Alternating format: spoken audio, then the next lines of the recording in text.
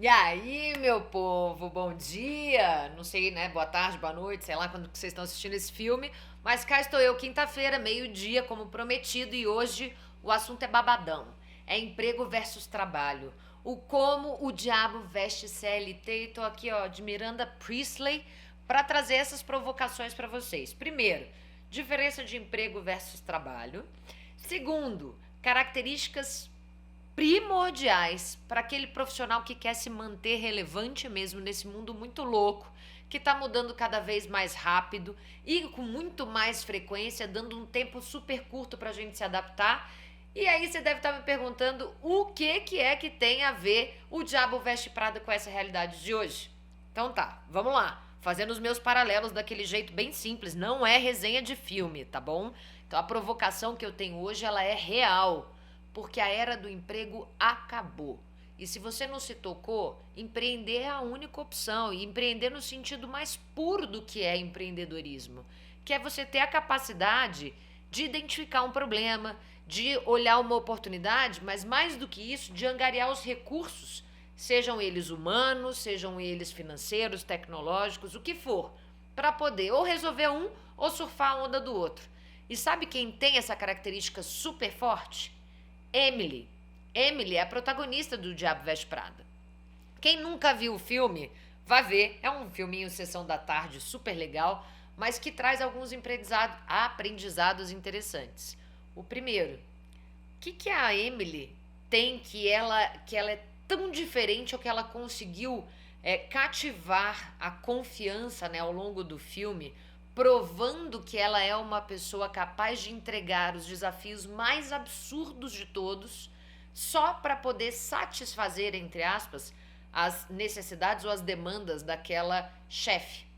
Aqui vale lembrar o seguinte: lá nos Estados Unidos, gente, o processo de contratação, que é onde rola o filme, tá? É muito diferente desse sistema CLTista, né, de carteira de trabalho assinada que nós temos no Brasil. Lá são contratos de trabalho, tá bom? Então é um pouquinho diferente. E quando eu falo que o diabo veste CLT é porque, na minha provocação aqui, esse tipo de relação de trabalho gera uma falsa sensação de segurança. Por quê? Porque é uma relação de emprego, na verdade. Você está vendendo o seu tempo e a empresa está comprando aquela lista de entregáveis, né? O famoso job description ou o descritivo do seu cargo. Então é uma relação de mão dupla apenas. Quando você está numa relação de trabalho, que vale lembrar aqui, ela pode também, e tá por pouquíssimo tempo, tá regida ali pelo regime CLTista, tá? Mas o trabalho, além dessas duas satisfações, né, que é a satisfação social, né, de um cargo, de você ter uma posição, de você conseguir fazer alguma coisa, você tem a financeira, né, que aí você tem a remuneração pelo seu trabalho, mas mais do que isso, você tem a psicossocial, que é a sua capacidade de colocar para fora tudo aquilo que você tem que torna você você mesmo, que são suas capacidades, as suas habilidades, as suas atitudes. Então, um pouquinho a mais, que eu acho não é só um pouquinho, não, é o grande pulo do gato para quando você chegar lá no fim da vida, você não se arrepender e falar, eu trabalhei demais, ou eu fui infeliz aqui, porque na verdade você vai estar exercendo de verdade o seu porquê. Mas voltando aqui para o filme e essa provocação, o que a Emily tem? Ela é uma empreendedora nata. Sabe por quê? Para quem ainda não assistiu, só um breve overview, né? Uma visão geral do filme. Ela é uma menina que estudou jornalismo, o sonho dela é escrever em um jornal ou uma revista de grande circulação para poder assim impactar a vida das pessoas. E ela buscou essa posição, esse cargo, esse emprego dentro de uma companhia gigantesca, que é uma companhia de comunicação, da qual a Miranda Priestley, do Diabo Veste Prada, aquela que está aqui na thumb, ela é editora-chefe. E ela é editora-chefe de uma revista que é super reconhecida mundialmente, que dita tendência de moda para diferentes segmentos no mercado. Então ela impacta lá na ponta do varejo. E essa mulher se construiu e tem uma coisa incrível, que é o networking profissional. Diferente do que a galera aqui no digital, e eu falei isso no vídeo passado, diferente do que eles falam que é networking, né? Como se fosse ir para um bando de evento e começar a falar com um monte de gente desconhecido. Networking não é isso. Eu vou até deixar aqui a indicação do vídeo para vocês. Networking profissional é você conseguir movimentar a sua rede de contatos para que ela seja ampliada, mas de forma tal que vocês estabeleçam aí uma comunicação ou alguma coisa mútua, né? Alguma parceria que seja, algum contato, mas que vocês possam se ajudar. Então não é sobre número de contatos ou a quantidade de cartões que você tem. É sim a sua capacidade de ligar para alguém e ser atendido. Miranda Priestly tinha 2 assistentes só para atender a quantidade de demanda de pessoas que iam em busca dela. E claro que quando ela pegava o telefone para ligar para alguém, para falar qualquer coisa, ela era atendida assim, ó. E Emily viu isso e falou, opa, essa revista pode ser um trampolim para que eu estabeleça a minha rede de contatos própria e que eu consiga trabalhar onde eu quero, escrevendo o que eu quero, impactando a vida das pessoas. Haha, olha o pensamento empreendedor dessa pessoa. Segundo, o que fez ela se diferenciar das outras assistentes, né, que já tinham passado pela vida da Miranda, e também até de pares, né, de parceiros de trabalho, inclusive que estavam numa posição em termos de gestão acima dela. Essa capacidade dela de olhar para fora da empresa, entender as relações, as movimentações que estavam rolando no mercado e conseguir mover os pauzinhos para entregar os desafios que Miranda dava. E, cara, tem um desafio que foi bizarro, assim. Miranda tinha 2 filhas gêmeas e ela falou, eu quero o último livro do Harry Potter, eu acho. Mas era tipo manuscrito. E ela duvidava que Emily ia conseguir. E ela ativou a rede de contatos dela e conseguiu uma pessoa que conhecia alguém que estava lá, eu não lembro agora o nome da pessoa que escreveu a saga, mas que estava com o manuscrito e conseguiu uma cópia para as meninas. Isso é ter um networking profissional aquecido e que você consiga, de alguma forma, ter ajuda mútua.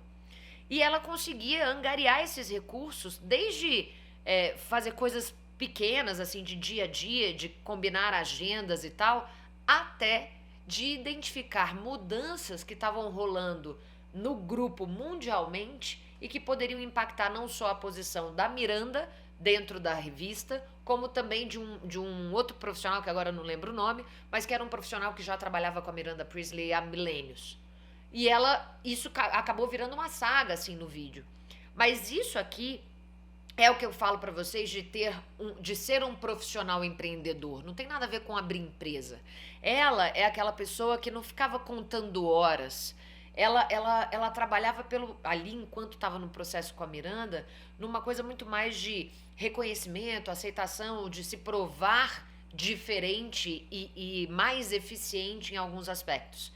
É claro que essa habilidade habilidade foi ótima, né? É a habilidade de analisar o ambiente de negócios e entender como ele pode impactar a companhia e, obviamente, a sua empresa ali. Aí eu questiono, quem hoje que tá nessa saga, né, de vou estudar, vou fazer uma faculdade, depois vou estudar, vou fazer o Enem ou o PAS ou, sei lá, o vestibular mesmo, vou entrar numa faculdade, vou fazer um estágio, vou conseguir um emprego e aí sim eu vou ser reconhecido. Quem tá nessa saga aqui, meu filho, não tá adaptado, não tá conectado com o que tá acontecendo no mundo. As relações de trabalho mudaram. Hoje, grandes companhias já não estão mais contratando pessoas porque tem formação. Aí vale aqui uma pausa. Não tô falando que você não precisa fazer faculdade. Não tô falando que é perda de tempo. Pelo contrário. O que eu tô falando é que não adianta nada você achar que porque teve uma boa formação você vai ser bem colocado no mercado. E se você não tem essa capacidade de olhar para fora, identificar o que pode ser bom ou ruim, impactar a empresa, se você não tiver ideia de onde a empresa quer chegar e como você, no seu cargo, não importa se você está no almoxarifado, se você não entende como você pode contribuir para que a empresa atinja aqueles objetivos estratégicos, meu irmão, você já está fora. Você já é carta fora do baralho, a sua empregabilidade, falando de emprego, né? A sua capacidade de conseguir arrumar trabalho tá assim, ó, reduzida quase chegando a ser nula, porque as coisas estão mudando muito rápido. Então, ó, já falei sobre networking profissional, sobre analisar o ambiente de negócios, sobre tornar-se um profissional empreendedor, e aí vem um outro ponto. A gente, às vezes, na ânsia de buscar trabalho ou de conseguir um emprego, a gente acaba ou fechando um contrato com alguém que a gente, pô, é um cliente que você não gostaria tanto de trabalhar, mas você precisa trazer o dinheiro para dentro de casa, ou você arruma um emprego aqui, como a Emily fez. Ela usou um emprego para ser um trampolim, né, com tempo, né, com um plano estratégico para ser um trampolim para ela trabalhar lá onde ela queria. Mas às vezes a gente não olha para a cultura da organização para entender se você tem a ver com aquilo, né? Como o povo aqui no mercado gosta de falar inglês, para ver se tem fit cultural. E ali, cara, ela teve vários embates culturais, né, em termos de gestão, pela forma de gestão da Miranda, que era uma coisa muito mais de gestão por medo, é uma coisa muito mais de não reconhecer a importância do outro, do que, por exemplo, de tentar desenvolver as habilidades e capacidades de cada um dos colaboradores que estava ali, né? Ó, gente, aqui, ó, eu tenho uma colinha aqui de roteiro para não esquecer, tá?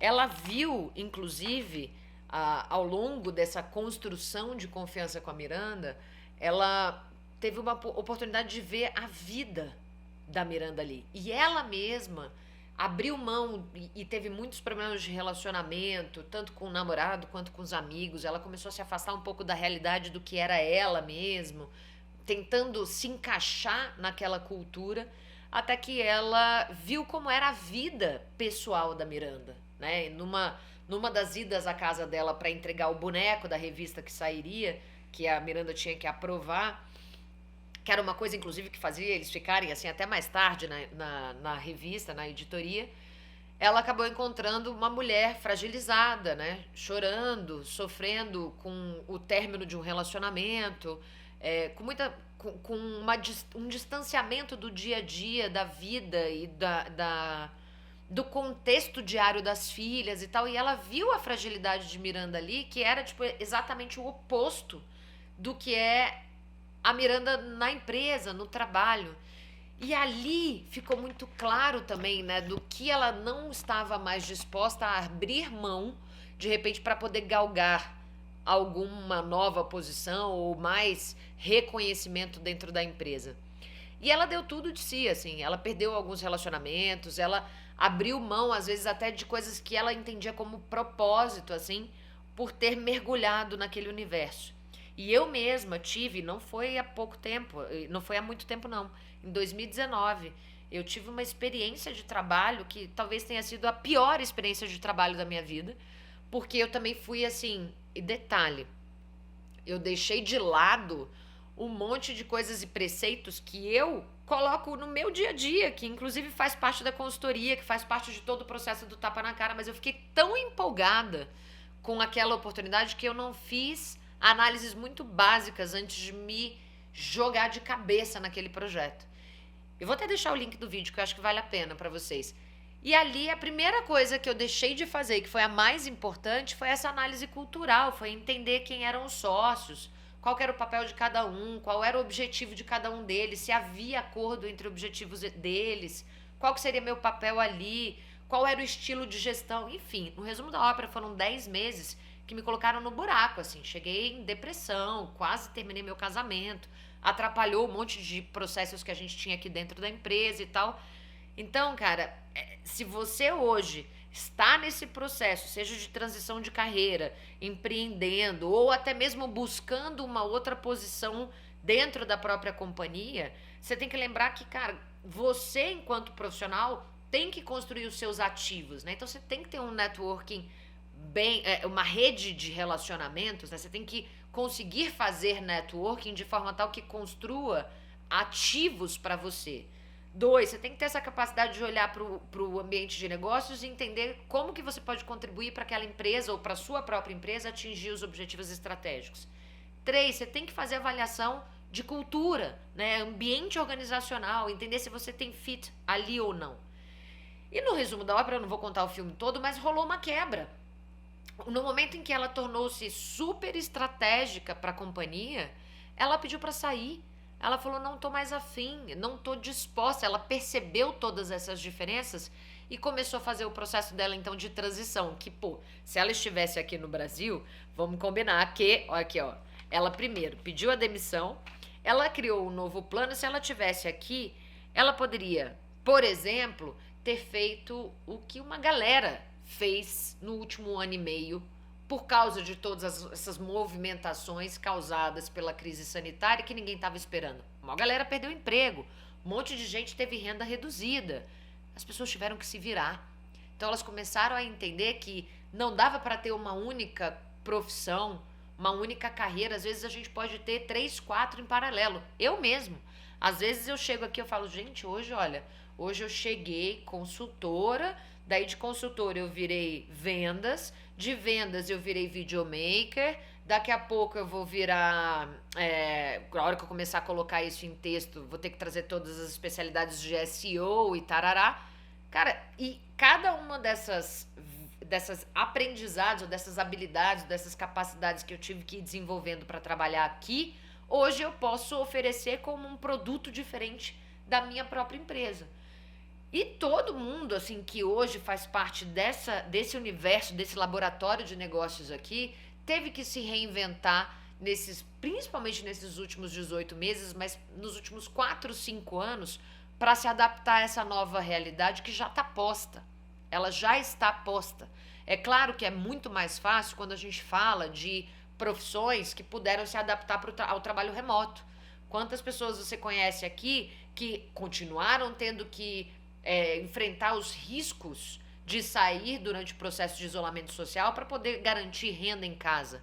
Quantas pessoas vocês viram que tiveram que fazer uma virada assim, e se capacitar e começaram a fazer ou a empreender aqui na internet? Aí cabe uma outra provocação, mas que vai ficar para a semana que vem. Quando você fizer essa transição, você tem que ter muito claro onde você quer chegar para você não cair em algumas falácias. Por exemplo, não vai achando que porque você teve ou conseguiu nesse processo de pandemia usar estratégias de marketing digital para criar um funil legal de vendas, que você tem um negócio digital ou que você tem uma empresa. Você pode ter um produto, mas esse produto para virar um negócio e desse negócio tornar-se uma empresa, é uma jornada, anos-luz de distância. Então ali na Emily foi só a primeira etapa, que foi a etapa de identificar que aquilo não funcionava mais e traçar um novo plano de transição de carreira. E aí eu pergunto para você, hoje, em qual estágio da Emily você tá? Você ainda tá nessa relação de que o diabo veste CLT, achando que só para se capacitar ou aumentando as suas habilidades ou capacidades técnicas você vai manter a sua empregabilidade? Se tiver, fica de olho, bicho. Você vai ter que empreender. E empreender nesse sentido que falei ao longo do vídeo todo. Ter a capacidade de fazer as coisas acontecerem. Poder de execução é a chave. Beleza? Te vejo no próximo. Até lá.